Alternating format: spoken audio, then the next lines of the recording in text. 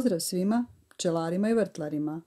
Druga polovica mjeseca travnja je i 9. vikend u sezoni.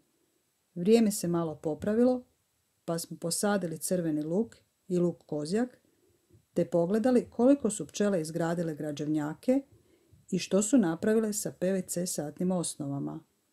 Razveselio nas je i lovor u cvatu. Uživajte! Danas sadimo luk, napokon.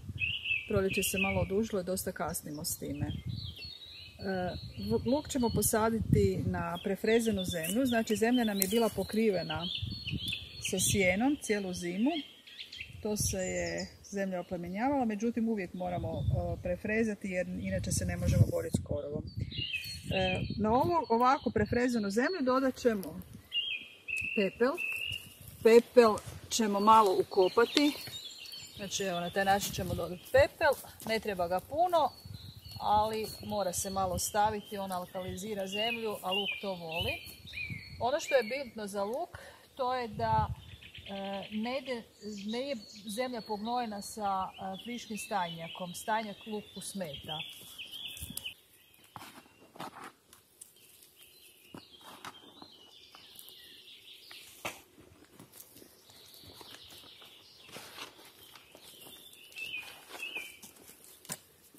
Taj pepel ćemo samo lagano ukopati u zemlju, ništa specijalno, ništa posebno, evo tek toliko da se izmiješa sa zemljom.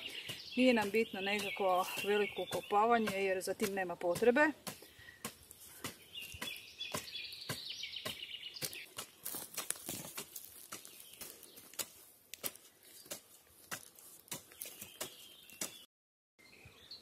Kako mrkva štiti luk od lukove muhe, navodno, tako ćemo u sredinu između dva reda luka posaditi mrkvu. Da bi posadili mrkvu, naravno moramo napraviti nekakav kanalić gdje ćemo stavljati sjeme. Znači tu će nam ići mrkva, ne treba biti duboki kanalić, evo tako nešto plitko i to je to. Ono što sigurno štiti luk od lukove muhe je preseljavanje luka stalno na drugu poziciju. Dakle, on ne može 2 godine biti na istom mjestu jer jednostavno onda bude strašna invazija te lukove muhe. Kako ja sadim luk? Luk doslovce utisnem u zemlju. Nema ga potrebe raditi kanaliće pa ga zagrtati jer luk ne podnosi nekakvu dublju sadnju jer počne trunuti. Znači, vrlo jednostavno. Na lučici se jasno vidi gdje će biti korijen, a koji je gornji dio gdje će biti lišće. To samo doslovce utisnem u zemlju. Evo, to je to.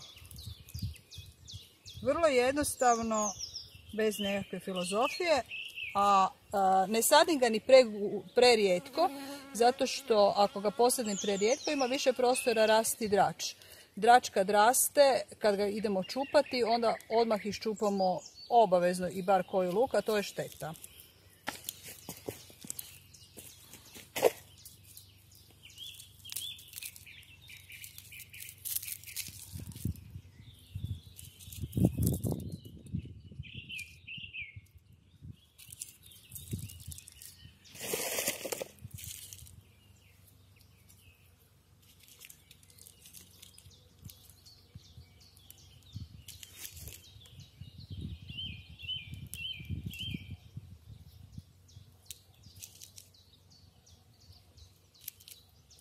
Svakih nekoliko metara između luka i mrkve, tu znači na tu gredi, ću posaditi kadifice.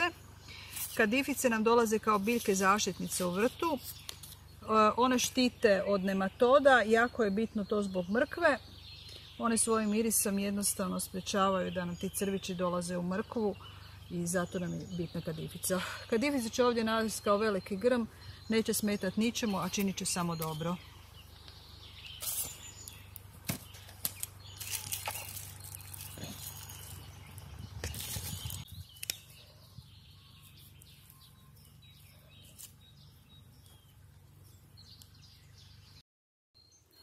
Lučica se jasno razlikuje od običnog crvenog luka, znači ovo je obični crveni luk, a ovo je lučica luka kozjaka.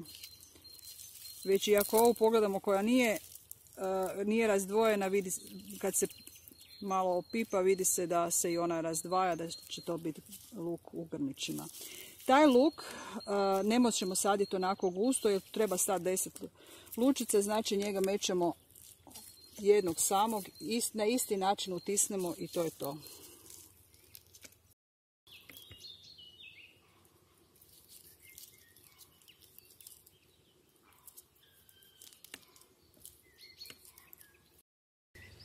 U svakoj vrećici lučica obično bude po koja lučica koja već ima lijepo krenuo je list i to ništa ne smeta, da će narast normalno se sade kao i svake druge.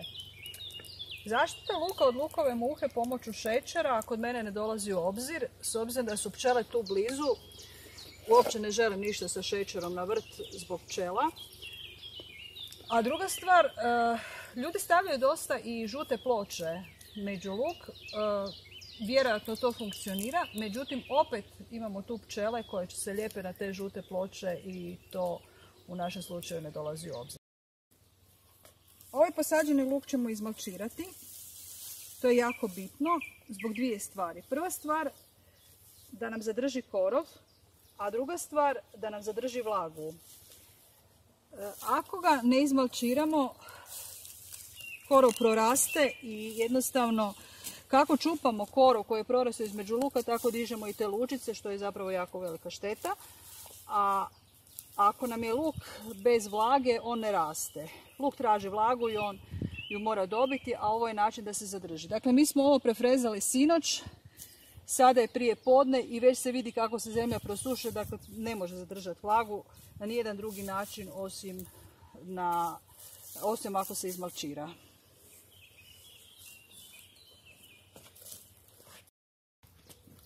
Malč nam je sjeno, to je ovo sjeno što smo makli odavde, sad da jednostavno vraćamo ponovo na zemlju, na taj luk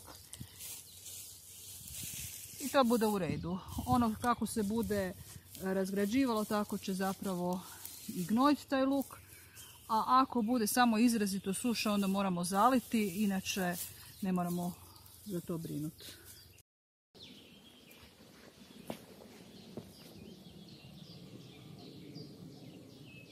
Ovako posađen luk ostaje ovdje dok ne bude potpuno zrel.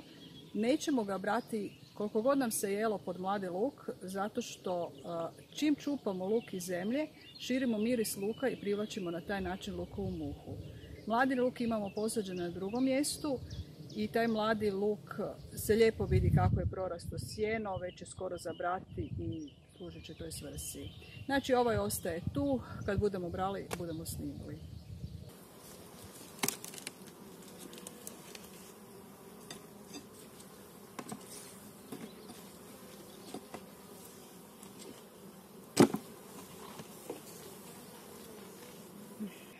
Evo, ram građevnjak izgrađen je kako tako, ali zaležen nije.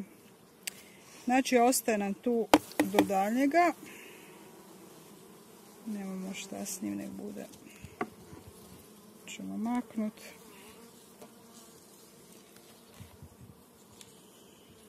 Imamo nešto drugo za pokazati.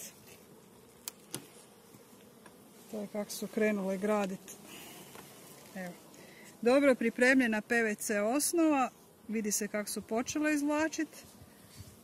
Evo gledaj kako su tu lijepo izvlače. To bude dobro.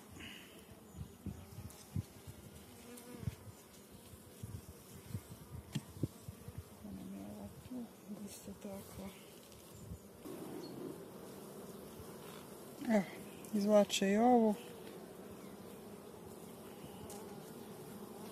Su već počeli pevove stavljati. Opa, evo i zvončiće. Znači s tim osnovama mogu sve što i sa voštanima, samo